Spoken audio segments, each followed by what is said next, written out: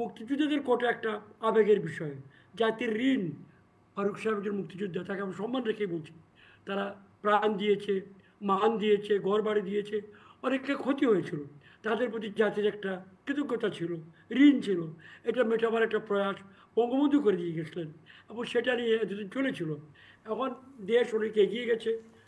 ৭২-এর মুক্তিযোদ্ধার যে অর্থনৈতিক অবস্থা, আর এখন 2008, 2108-এ বা 2008, 2000 কত 24, 2024-এর মুক্তিযুদ্ধ বা আমাদের অবস্থা সেম নয়। প্রশ্ন উঠতেই পারে, আরও কোটা ছিল, জেলা কোটা ছিল,